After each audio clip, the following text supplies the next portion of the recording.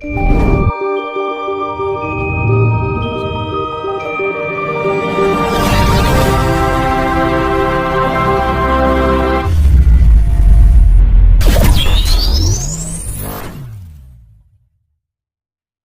Gatot terkait dengan apa namanya, sekarang ini kan Indonesia dikatakan darurat bencana, darurat tsunami. Bahkan ada banyak analisa dari beberapa praktisi spiritual kalau sampai ini laut pantai selatan bisa tsunami, maka ini banyak nyawa yang akan menghilang dan lain sebagainya. Nah, kalau pandangan Mbah Gatot sendiri terhadap fenomena itu seperti apa? Kembali kepada pohon, ya, Pohon, ya, pohon besar, pohon yang kapan atau tadi ya saya sebut pohon raksasa. Pohon raksasa yang jumlahnya di Indonesia ini, katakanlah saya sebut di Pulau Jawa aja ya, itu macamnya banyak. Pohon bulu, pohon winong, wangkal, pohon gondang, pohon suko, beringin, pohon segawe, itu banyak sekali macamnya. Dan sekarang ini, dan pohon besar itu sebetulnya merupakan jati diri kita, jati diri Pulau Jawa. Jadi artinya antara Pulau Jawa dengan pohon raksasa itu satu kesatuan yang dia bisa dipisahkan. Itu namanya pohon rasa itu merupakan jati diri dari Pulau Jawa. Sebentar, no, ya potong sebentar aja. Iya. Leluhur-leluhur kita dulu kan, terus kemudian lama kelamaan sekarang pada ditebangi semuanya itu bagian dari grand design, atau kan memang generasi selanjutnya yang tidak paham akan pentingnya pohon-pohon besar itu? Saya tetap berpegang pada yang pertama, grand design itu.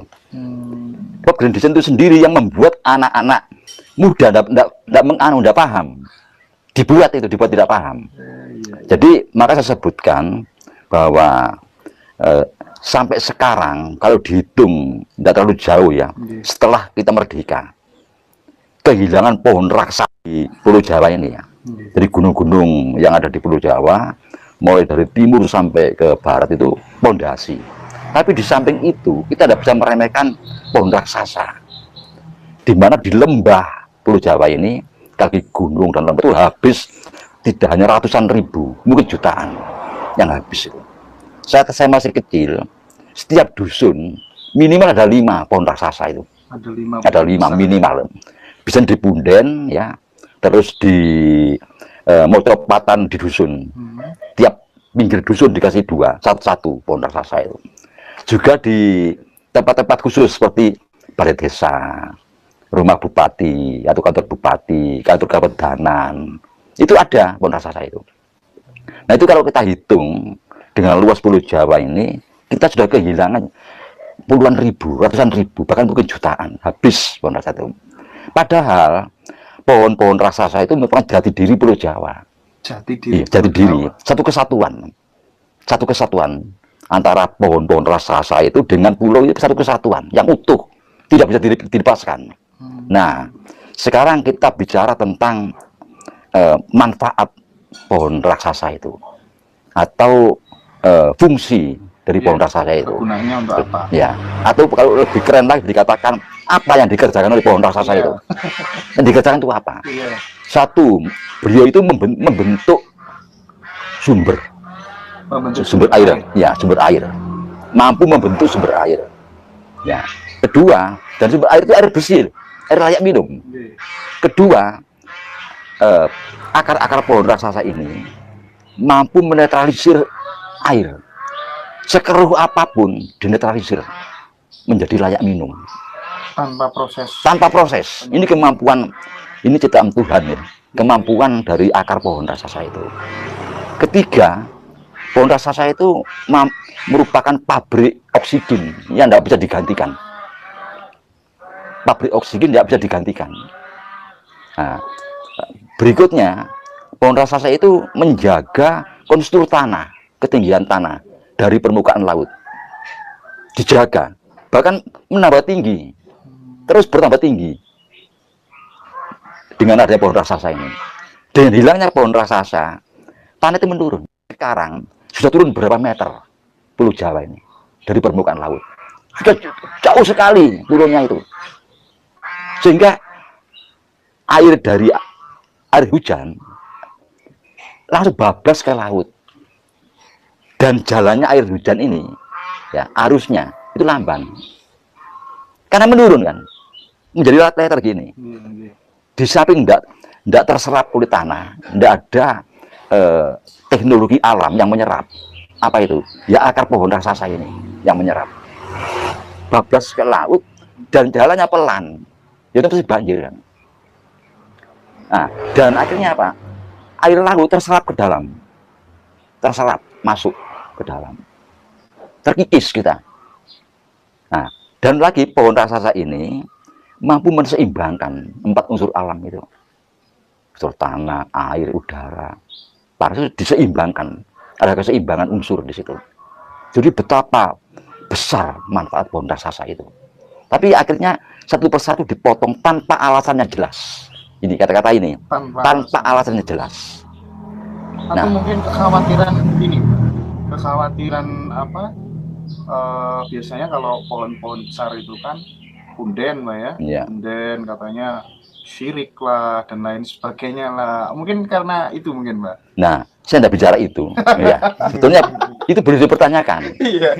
Itu siapa pun berhak untuk bertanya tentang itu. Iya, dan saya pun berhak untuk tidak menjawab. Gitu, ya. Ya jelas itu saya katakan tanpa alasannya jelas. Iya, betul. Nah, akhirnya apa? Akhirnya kita kehilangan sekian ratus ribu pohon raksasa. Nah, sumber tidak ada. Sumber tidak ada. Tidak ada lagi sudah.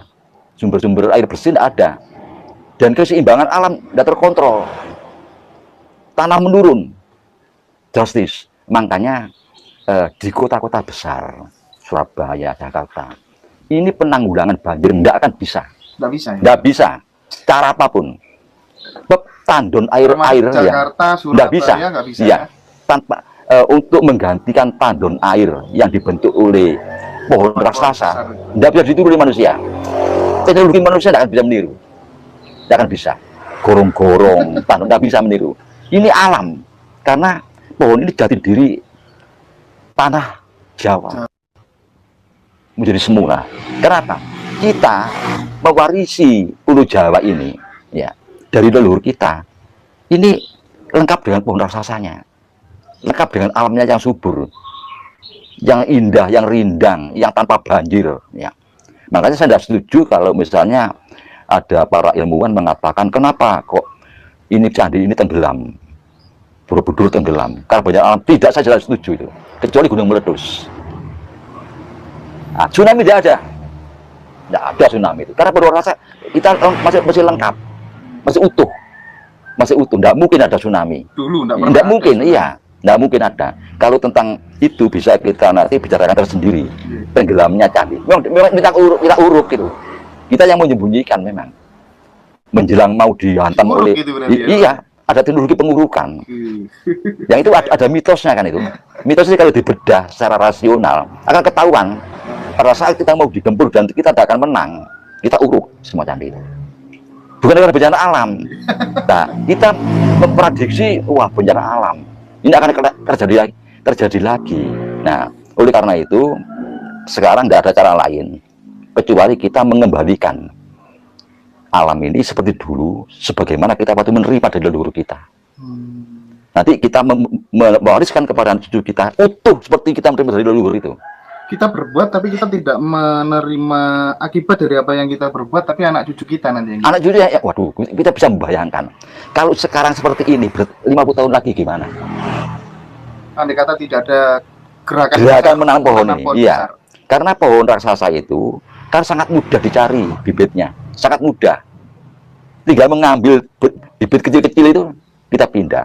Dan namanya ruang dan waktu. Artinya apa? Tempat.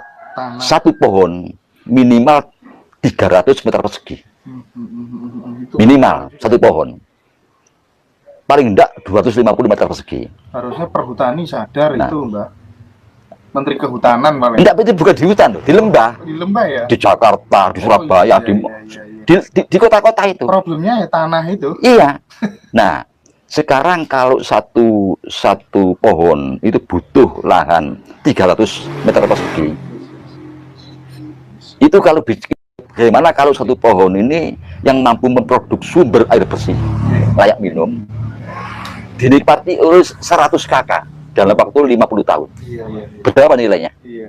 Tidak sebanding. Iya, enggak ada apa-apanya harga itu. Kita keluarkan Iya, beli tanah. enggak ada apa-apanya. Menanam Nah, pohon besar tadi. yang kedua, tentang waktu. Pohon sekarang ditanam, baru 50 tahun akan datang. Bisa berfungsi. Bisa bekerja dengan maksimal pohon itu.